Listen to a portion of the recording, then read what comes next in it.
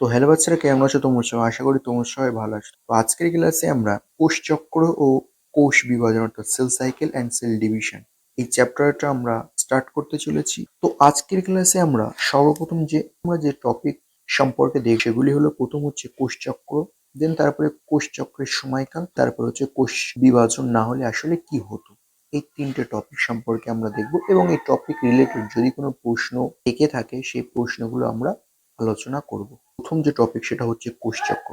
Actually কোষচক্র বলতে বোঝায় কোন একটি কোষ বিভাজনের শেষ এবং পরবর্তী বিভাজনের শুরু, এর মধ্যবর্তী সময়কালকে বলা হচ্ছে কোষচক্র। অর্থাৎ যদি দেখি আমরা ছবিতে, এই যে হচ্ছে মাইটোসিস শেষ এবং এখান থেকে G1 S G2 পর্যায়, অর্থাৎ এই হচ্ছে নতুন বিভাজন শুরুর আগের পর্যায়। এই যে এখান থেকে এতটা, এই বিভাজনের মাঝে যে সময়কাল, অর্থাৎ এই মাইটোসিসের শেষ এবং এই যে নতুন যে কোষ বিভাজনের শুরু, এর মধ্যবর্তী যে সময়, এই এতটুকু তাকেই বলা হচ্ছে কোষ চক্র।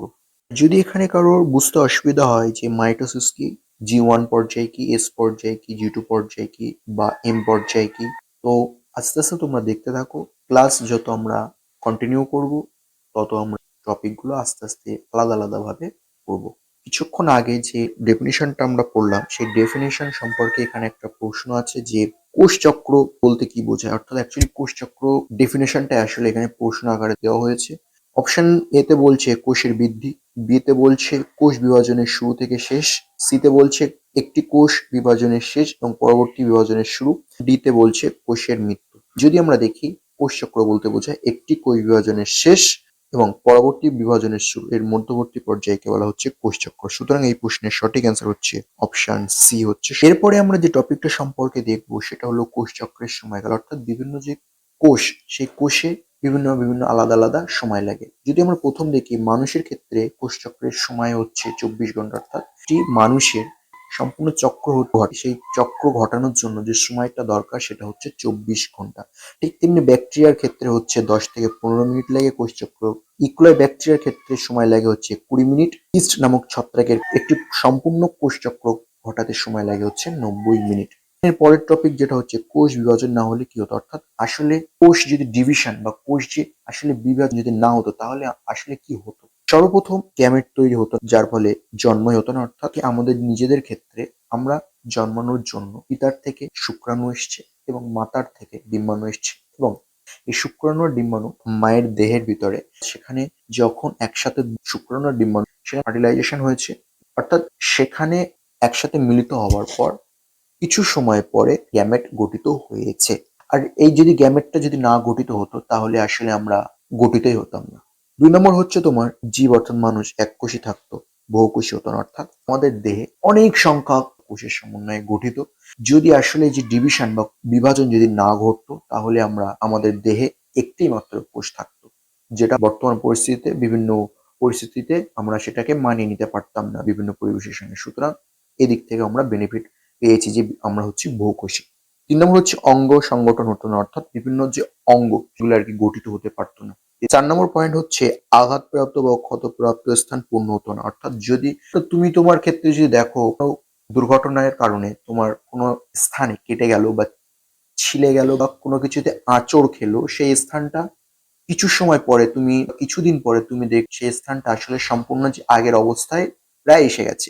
এর থেকে তুমি বুঝতে পারছো যে সেই স্থানটায় আসলে কোষের ডিভিশন ঘটেছে। আর যদি অ্যাকচুয়ালি যে কোষ বিভাজন না ঘটতো তাহলে তোমার শরীরের কোনো স্থানে যদি কেটে যেত বা আঁচড় খেত, সেই স্থান কখনোই পূর্ণ হতো না।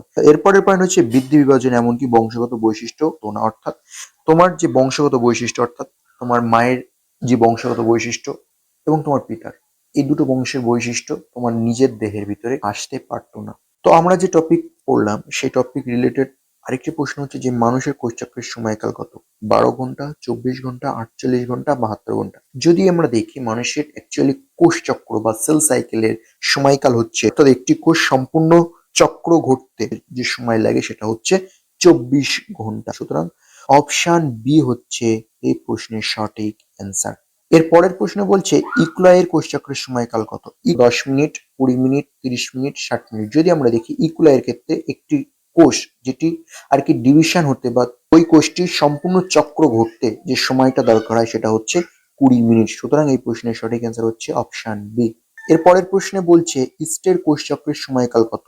30 মিনিট, 60 মিনিট, 90 মিনিট, 120 মিনিট। যদি আমরা দেখি একটি ইস্ট এবং ইস্টের যে দেহে যে কোষ আছে, যে কোষের সমন্বয়ে আসলে তার দেহ গঠিত, সেই দেহে একটি কোষ তার সম্পূর্ণ সাইকেল বা চক্র ঘটাতে যে সময়টা দরকার হয় সেটা হচ্ছে 90 মিনিট, অর্থাৎ অপশন সি। সুতরাং এই প্রশ্নের সঠিক অ্যান্সার হচ্ছে অপশন সি।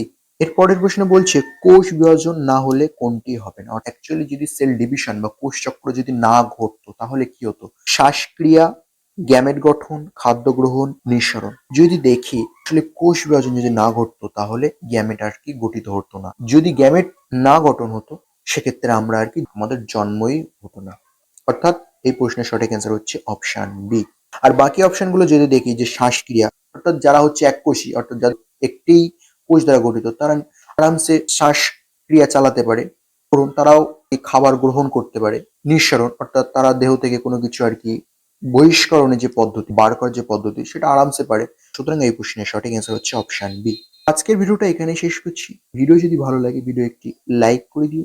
চ্যানেলে যদি নতুন হয়ে থাকো চ্যানেলটিকে সাবস্ক্রাইব করে পাশে নোটিফিকেশন অল করে রেখো, যাতে করে এই চ্যানেলের সমস্ত ভিডিওর ইনফরমেশন সর্বপ্রথম তোমাদের কাছে পৌঁছে যেতে পারে। তো আজকে আমি বিদায় নিচ্ছি, দেখা হবে নেক্সট পরের অন্য কোনো ভিডিওতে। ততক্ষণ তোমরা সুস্থ থেকো, ভালো থেকো।